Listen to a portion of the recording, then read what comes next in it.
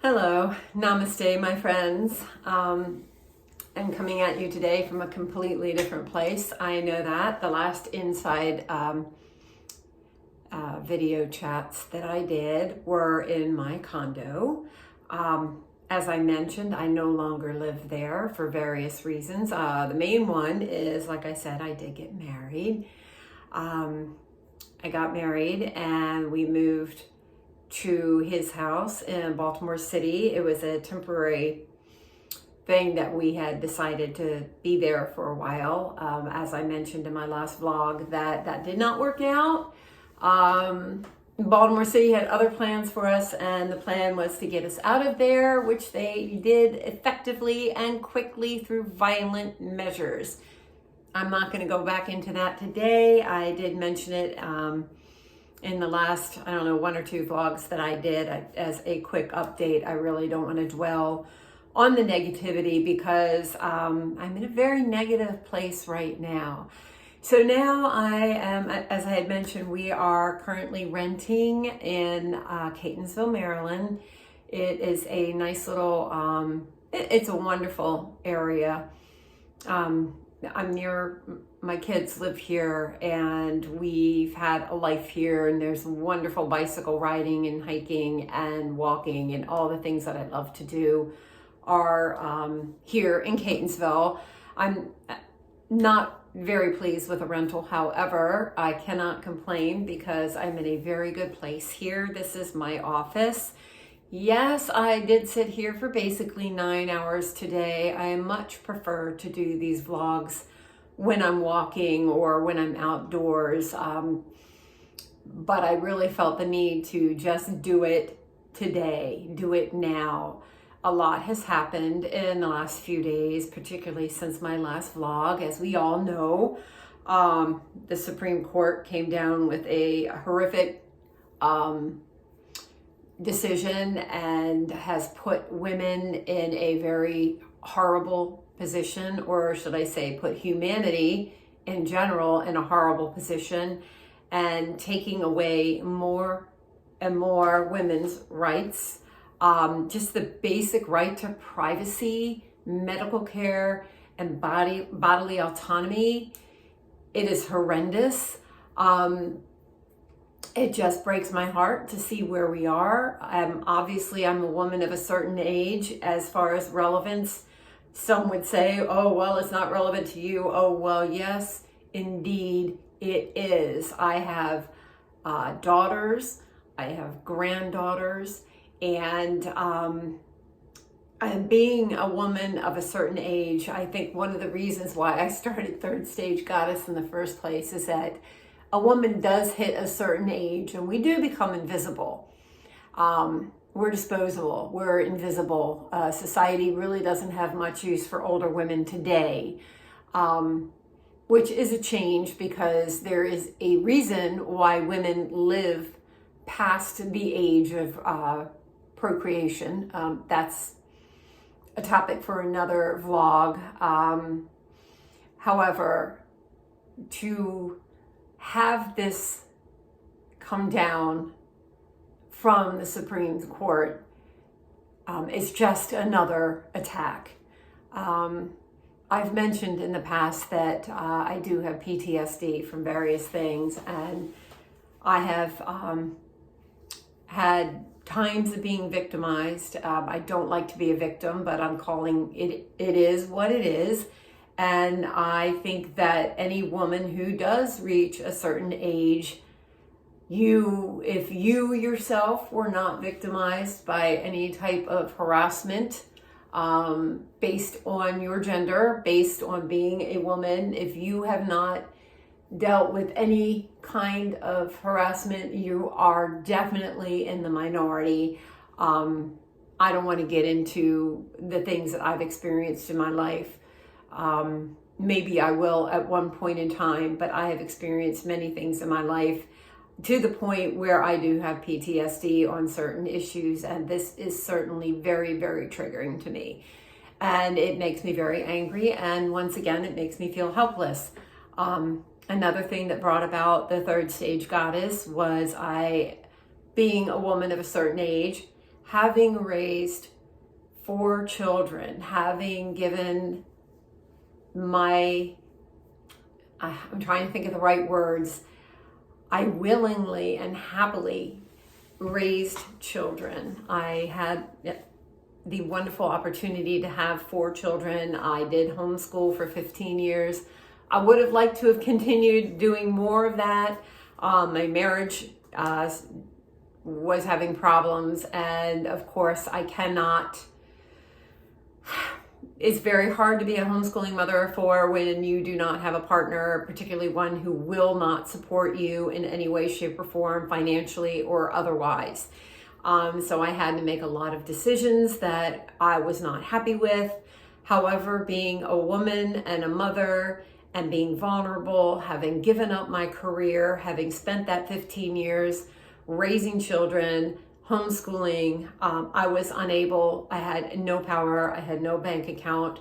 I had no backup plan. I had nothing. The only thing that I did have was, thankfully, I did have family and people who love me, and I was able to still mother my children, raise my children, and I was able to survive. I didn't make any big career advancements. I did get a job. I did do the best I could to make money. I did the best I could to make money around my children's schedules. And it wasn't until my children were grown and graduated from high school and moving on in their lives before I could do things for myself, which I did. I explored several options. I dabbled in trying to create a business. I had some success in the sense that I've discovered what I can do and what I can't do. Just like I did take an extended hike on the Appalachian Trail as a lifelong dream and discovered my capabilities, and knowing that I cannot be away from my children and grandchildren for more than a week or two, which is a reality. So I have spent my life in a position of, I don't want to be dramatic and say oppression, but I have spent my life dependent upon, there's a Blanche Dubois moment, dependent upon the kindness of strangers, but not necessarily the kindness of strangers, but dependent upon my wits and the kindness of people in general, including, my family, to help me move forward and continue growing. As you know, I've mentioned I did return to college. I got another degree. I got a bachelor's degree in communication with the hopes of improving my marketability in the workplace. I am proud to say that I have a fantastic job for a student graduating, at the age of 23. I will never, ever have the earning capacity that my ex-husband has, because I was raising children and cooking dinner and taking care of things and making sure that he was able to get 8 hours of sleep and go to work every day and have the household run. And so, as I said, this was a choice of mine. I willingly went into that relationship. I willingly left the job that I had at W.R. Grace. I willingly raised my children. I do not regret a single minute of it. However, the reality is that I have had, in my adult life, has been dependent upon someone else holding the cards. I have taken the initiative to do things on my own, yet to hear that basic medical care for me and for other women, and particularly younger women, is now inaccessible to me or them because they are women, to know that truly my value as a human is based only upon my ability to procreate. That is what the overturn of Roe v. Wade says to me that now when a woman does not or is unable to have a child, we have no protection for her. And the sad reality is that now that women do, when women get pregnant, they have no choice in the matter of how they're going to proceed. And the scariest part is that pregnancy is a dangerous state of being. It is a natural state, but it is by no means a normal state. Women get very sick. Women have problems. I had preeclampsia with my first pregnancy. I was put on bed rest. I could not move. If that preeclampsia had gone farther, it would have gone into full-blown eclampsia and toxemia, and it can be deadly. Thankfully, I was a first-time mother. I was able to have bed rest the last 2 weeks of my pregnancy. My daughter was born a little bit early, which relieved the pressure, my blood pressure and the danger that I was experiencing. But women do still die in pregnancy. If you have a non-viable pregnancy, that could become detrimental to your health. A lot of times a non-viable pregnancy cannot be removed without the abortion procedure, without the D&C procedure. You cannot have that in your body. It will eventually cause a deadly infection. And to take these options away from women, that they cannot have the health care they need if there's anything around having a pregnancy. An ectopic pregnancy is another terrifying situation where a woman could die. And yet the law in certain states will not allow a woman to have that ectopic pregnancy removed, even though it is not a viable pregnancy. That child will not survive and the mother will not survive. At least through the medical procedure, the woman can survive that pregnancy. And a lot of times it does extreme damage to the woman if they don't catch it on time. If it does not kill her, it can certainly render her infertile. And it's a horrible thing. And pregnancy and abortion is medical care. This has nothing to do with morality. It has nothing to do with religion. This is straight medical care for women. And I can't help but to think, with the overturn of Roe v. Wade, again, this is emphasizing to women that our only value in society is that value that we have in procreation. And the minute that we get pregnant, whether it's by our own desire to get pregnant, a rape, any kind of attack, sexual assault from a family member, a one-night stand because you were stupid drunk, whatever, someone gets pregnant, the process begins. You have this mass of cells. A woman should have every right to protect her own body and her own health, to have that process stopped. That's my thought. And to know, and of course, I can't help but to think of, we've all heard about The Handmaid's Tale. Netflix made The Handmaid's Tale, but I remember it was in the 80s. I might even still been a teenager, but I was certainly, if not a teenager, in my very early 20s when that book came out. I should have looked that up before this conversation. But I remember reading it, and I remember being blown away by that book, because this was in the 80s, and I took for granted all the rights that my parents, my mother and my grandmother, had to work for women, because I was privileged enough that I was living in a time where I did have the option to make decisions. And I couldn't imagine a world where they would take that away. I couldn't even imagine it. So when I read the book, it was a good book. It was an entertaining book. It was terrifying, but it was fiction. And now I'm looking at what has happened. This hails back to that November morning in 2016. I was living alone and woke up the next morning in full confidence that we were going to move forward with the first woman president. And when I discovered that that indeed was not the fact, and that President Trump was elected, the first thing that happened was, one, I cried.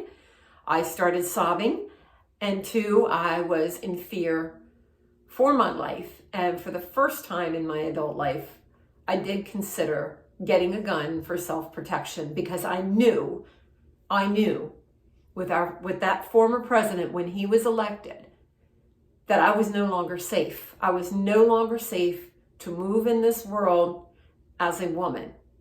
And it scared me. I did not get a gun. I got a man. That's a horrible thing to say. But I did feel safe within a relationship. And we had a lot of ups and downs. But of course, my husband, I was with him prior to 2016.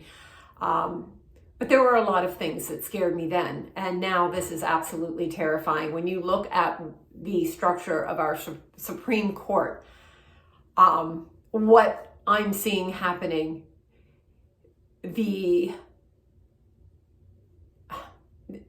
I can't even articulate what I'm thinking. The liars, the horrendous humans that were appointed by the former president basically lied, and to think that they are allowing this to happen to more than 50% of the constituency, the 50% of the population in this country, to dispose of us, to take away rights. We still don't make as much as men in the workplace. We still do not have the privilege to walk down the street and not be afraid. And to take this away, to take medical care away from women is terrifying.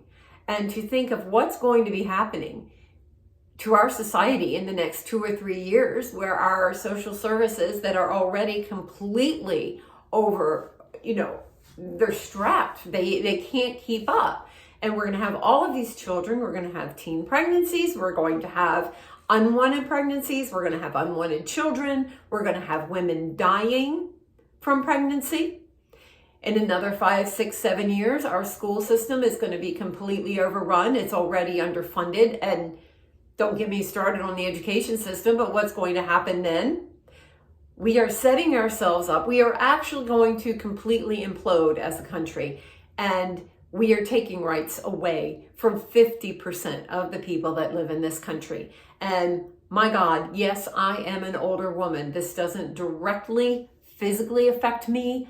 I'm not losing any medical care, but my daughter is, my daughters are, my granddaughters are, and I will fight to the end to make sure that they have what they need, that they can survive. They can survive this horrendous court decision right now. I did not want to come on here and rant like this. This was not my intention when I sat down for this vlog. However, I cannot not say something. I am, again, I am being triggered. I do have that PTSD. I have to respect my mental health. I am triggered and I am feeling a kick in the gut, and it's making me sick. I haven't been able to sleep. That's another reason why I'm sitting here right now on this, what turned out to be a beautiful day. I did not go out for a bike ride. I feel sick. I'm exhausted. I just kind of need to curl up and take care of myself a little bit right now. And maybe tomorrow morning I'll wake up and go for a little run and get some fresh air and enjoy a summer morning, and maybe things will start to look a little bit better. I don't know what power I have in moving forward, other than the midterm elections that are coming up in Maryland. They're in November, and you can bet that I will be voting. I'm going to pay very close attention to who I am voting for, and you can bet I'm going to make sure everybody votes. And you know, I'm not even going to tell you who to vote for because that's entirely up to you. But you know, we are living in a country where I do see that we have, unfortunately, I guess we do have a government of our making.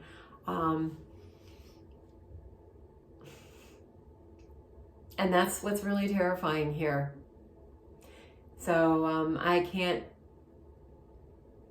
already spent too much time ranting. It is not my intent to offend anyone. But I am the Third Stage Goddess, and this is my channel, and these are my thoughts. So if you did listen, namaste. Thank you.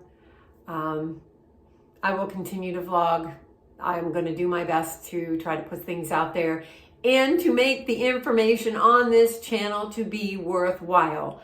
I know right now I'm floundering, but I do make that promise to you. We're going to work on making things beneficial to you. So if you have any requests of what is beneficial to you, please put that in the comments and let me know. Thank you again for listening. Peace.